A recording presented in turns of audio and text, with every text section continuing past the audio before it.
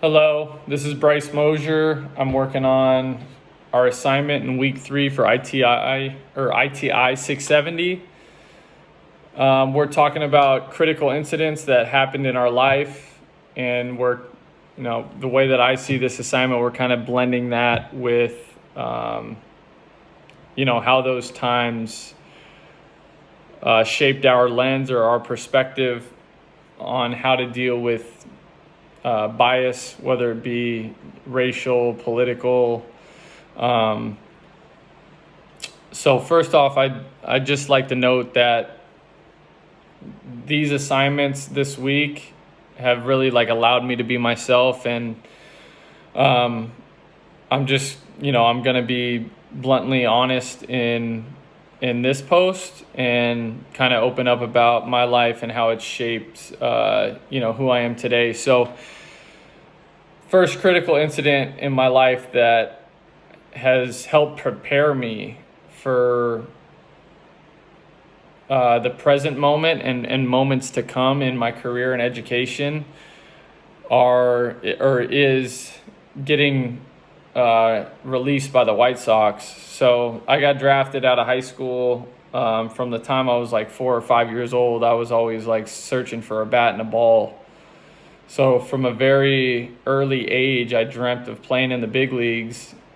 Got drafted and played for a couple years, realized that professional baseball is a little bit harder than amateur baseball at the high school level. So I got released, and you get your lifelong dream kind of stripped from you. You lose your identity for a little bit, and I'm honestly thankful that I was so young where I didn't chase it until I'm 29 now. But if I were to chase it until I was, 23, 24, 25, yeah, I would have had a good career, but I would have been so invested mentally. I was so naive at the age of 20 when I got let go that it was all right, what do I do next? Start school? Okay, let's start school. And then I just, continue to try to pick off, all these checkpoints along the way to get to where I am now. But it's been a big learning experience with myself. I've worked in different jobs, kind of transition jobs through college. I've worked in professional baseball and scouting. And, now I'm trying to follow in my mom's footsteps. She was an educator, taught English and history at a middle school here in San Diego, and worked for the San Diego County Office of Ed. So with all that said, I feel like, and I mentioned this in my other posts, baseball is such a game of failure that I was so exposed to it so much. And it's not that I'm numb to it now, but it's that I know how to fail and get up and try again.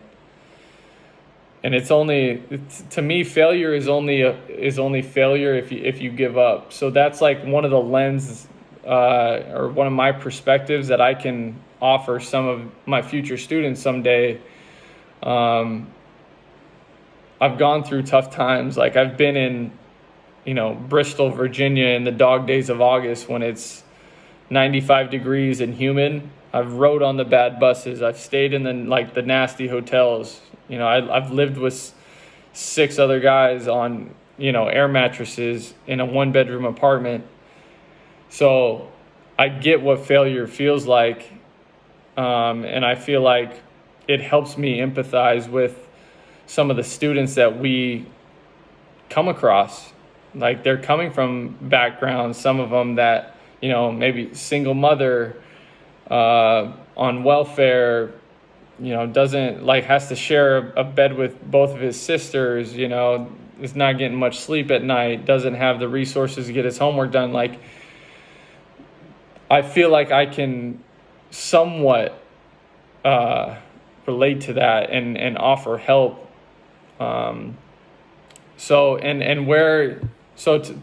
That kind of takes us to the next part of this is what did I learn about myself after doing the racism module.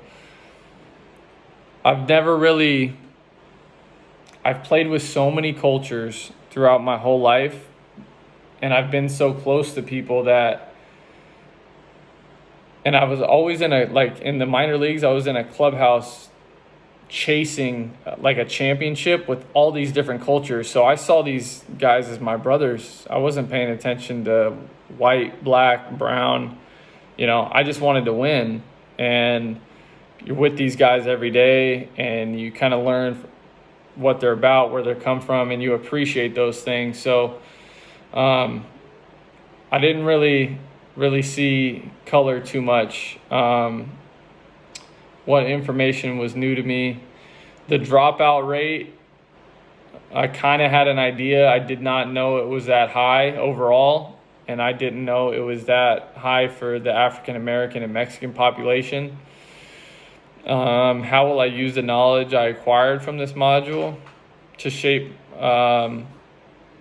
It's given me a ton of awareness, and I feel like, when I see my future PE class out there doing things to stay away from bias and inequity, are things like, I guess like stacking a certain team, like picking the most athletic and putting them on one side. So if I can somehow have a randomization of, grouping kids, or, making sure that I call on everybody if I have the time for it and hear from everybody, say hi to everybody. That's proper equity. And one of our classmates said it in our Zoom session the other night, making sure we're good listeners, listen to everybody. Like you think you know your students, but you would know them a little bit better if you really heard what they were saying. So, listening, paying attention to the nonverbals. It says briefly discuss one of the critical incidents you listed on your timeline. How do you think it will impact your classroom? So yeah, just, dealing with the adversity.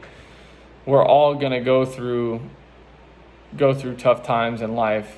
And I just feel like what I've gone through as a ball player, having that dream stripped from me, it's prepared me to fail in the class. I'm not going to be good at teaching off the bat. I'll be good at relating to kids, but there's going to be an adjustment period where I'm going to have to learn how to lesson plan and prep and do all those things.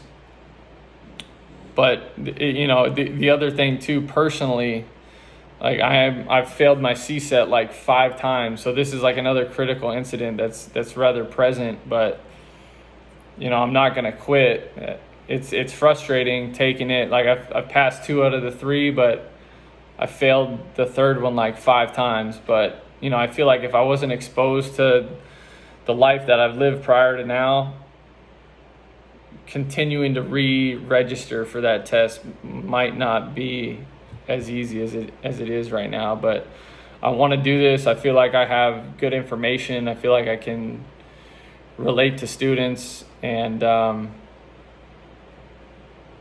let me know what you guys think. I really appreciate these assignments this week. I appreciate the fact that we're encouraged to be ourselves and tell our own story. And